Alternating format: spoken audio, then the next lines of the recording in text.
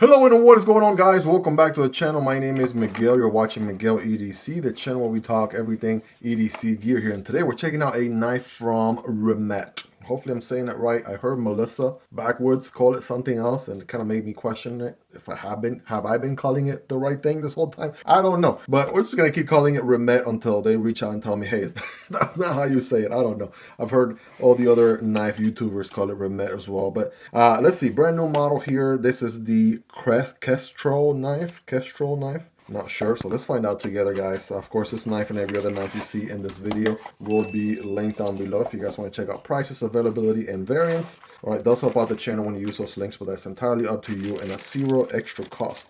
Oh man, that's gonna be a good one, guys. That is gonna be a sweet one, no doubt about it. We got a wiping cloth right here and your standard zipper pouch. So let's focus on this bad boy right here. If you're ready, I'm ready. Oh man. Right, the RT-Kestrel knife.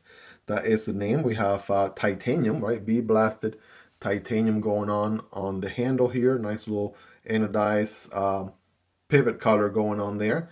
Then we have the sort of toxic storm, green and then lime green carbon fiber inlays on here. Also looking pretty good. All right, feel nice here on the touch, nice and very well positioned. REMETTE does a really good work, not only as in their own knives, but they also OEM other knives as well. Even the pocket clip has a little detail here, nice little indentation there as well. There's all kinds of milling lines here and there and everywhere, so that's also looking really interesting all the way through. So far, right, it's looking nice. We do have these thumb ramps. All right, so they're not your traditional thumb studs. These are interesting. So it's like a thumb stud slash ramp with a nice milling kind of working its way down, getting thicker and whatnot. All right, let you guys take a closer look, get a feel for it yourself right there. Hopefully the video is doing it justice. But here we go. Without further ado, I'm going to go ahead and deploy this guy. Let's go back flipper first.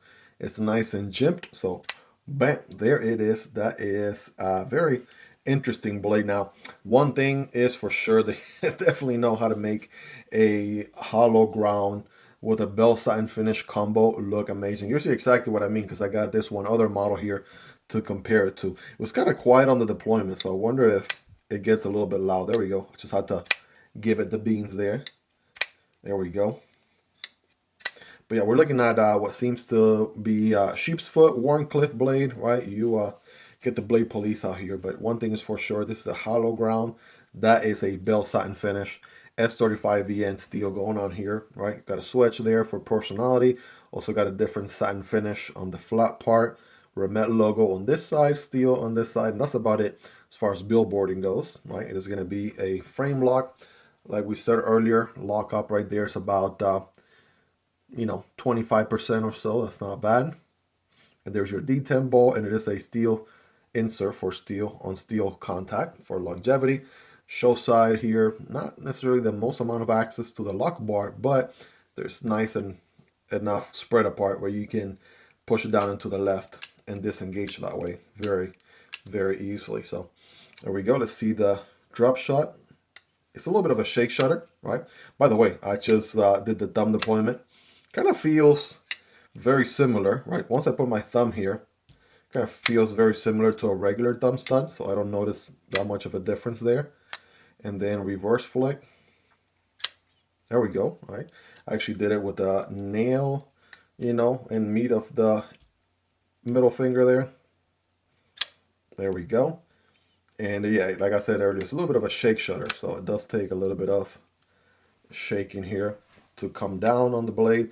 Now it's brand new out of the box, so this one will take some breaking in, period, or what have you, in order for it to, fully break in or what have you. But yeah, so far so good. And before anybody says, Miguel, put the knife down, you play with the knife too much. Listen, that's me, guilty as charged. My apologies.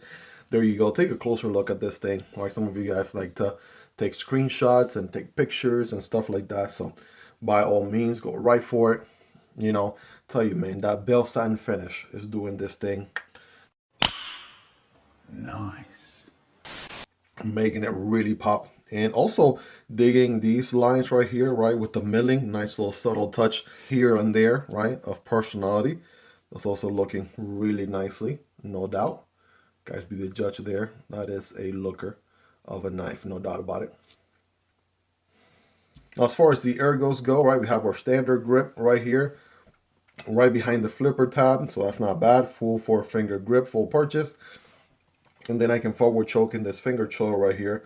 I got plenty of jimping on the blade. I can also put my thumb here on this nice little drop on the blade as well. And this finger choil is nice and, you know, large enough to accommodate my index finger. Also got a good plunge grind situation there, so you're not going to develop a smile anytime soon. The only smile you're going to develop is in your face, right? But honestly, yes, feeling good. Pocket clip is short, not too long. It doesn't need to be longer than that. And as a result, it's actually, you know, decently comfortable. I give it a good 9 out of 10 right there. I do feel a bit, though, is the scales a little bit on the thinner side. So if I do squeeze hard, or if I squeeze hard, I do feel it right here on my fingers a tad bit. So that's, again, squeezing really hard, which in most cases, if you're doing that kind of work, say, you know, cardboard cutting for an extended period of time or something, you're probably going to throw on some gloves or something like that. So that's only if I squeeze really, really hard. I do notice that. But other than that, I mean, as far as everything else, even the pocket clip is nice and rounded off back here. Every corner is nice and rounded as well. So don't feel like any hard, pokey spots anywhere else. Got a lanyard solution back here, which, I mean, in my opinion, that is how more and more companies should do a lanyard solution for, you know, the few lanyard people out there. It's also part of your backspacer, and it doesn't make it so that you have an ugly hole on the knife. So beautiful. Love how that was executed. Stress relief cut out on the outside, and we have no milling on the inside because most of the milling is already on the outside for these carbon fiber inlays. So got that going there, right? So we know it has good actions. This thing's probably on ball bearings. Future me double check, even though it does have, I'm willing to bet it's ball bearings, but it could be washers. At first glance, it does feel like washers. It could be washers. So let future me double check. Check out the alignment on the blade there. That looks smack in the middle. And as far as the lockup, that is rock solid, no side to side, no movement anywhere. Feeling nice and sturdy there, as you would expect. Let's go ahead and compare here to a few brothers and sisters, right? So also coming from Remette here is the WK1, RT-WK1, one of my all-time favorites. Fun, they're nice. It's a little bit of a bigger folder. Also has that hollow ground bell satin finish, which is chef's kiss. Money all day. Money! And here's the Woodpecker. So I have content on both of these knives if you guys want to check them out here on the channel. Woodpecker is a smaller size but tall blade, very capable, right? EDC knife here with the nice premium materials. And by the way, you probably noticed both of these models, the WK1 and the Woodpecker, both have a screwless or hardware-less design. You don't really see hardware from the outside, and that's because they have a neat trick up their sleeve. So check out the videos on these here on the channel. Just put the knife name Miguel EDC and you'll pull them up right away, see what I'm talking about. But both of those are sweet. Remette is really stepping up their game as far as manufacturing, but also innovation, right? Especially in the premium category. They do have a few budget knives out there as well, but the premium knife world, that is absolutely where they're exceeding right now. So very comparable to the Para 3 here, obviously shorter than the PM2. Here's the Demco 80-20.5. It's a little bit shorter. The Chad is quite a bit larger there by comparison. Here's the Civivi Vision FG. Here's the Kaiser Militao. All right, those are going to be slightly larger as well.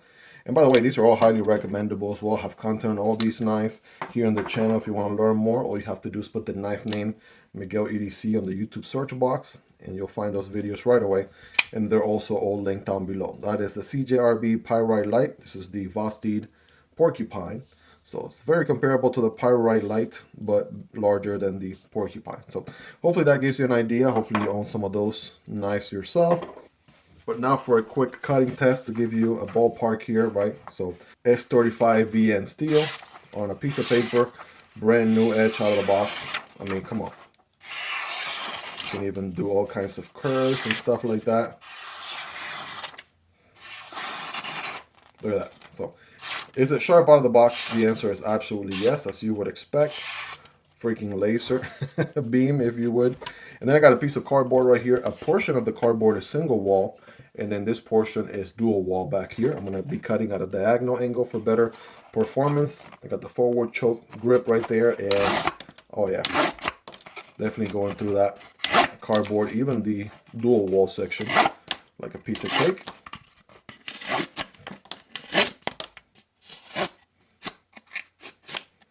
All right, there you go. One last one here. Bam, there it is. So needless to say, right, made quick work of that paper, made quick work of that cardboard, and we're looking just as good as new. Guys, let me know your thoughts on this one. Rate this thing in the comments on a scale from 1 through 10. How sharp is it? How much of an edge has it retained? You all let me know. So make a quick room right here, getting a quick measurement on this guy. In case you're curious, comes in at 7.5 inches with 3 1/4 blade and 3 inches of cutting path, and then a whopping 4 1/4 handle. So that in mind, weight wise, I want to say this one is probably around 3 ounces. If I had to guess, right? 3 ounces or so, somewhere in that vicinity. How about 3.5? 3.5, not too bad. 98 grams and 3.5 ounces, really good. And last but not least, here's your thickness on the blade. That's going to be 0.12, which is about the average in the channel. Thickness on the handle is 0.47, which is a little bit thinner than the 0.5 or half an inch average in the channel, guys. Let me know your thoughts on this one. What do you like about it? What do you love about it? Is there anything you dislike about it? Let me know, and let's hang out down in the comment section down below. Hope you guys really enjoyed this one. If you made it to the end, you're the real MVP. Hope you guys have a wonderful rest of your day. Take care, and I'll see you on the next one, either this one or this one. Peace.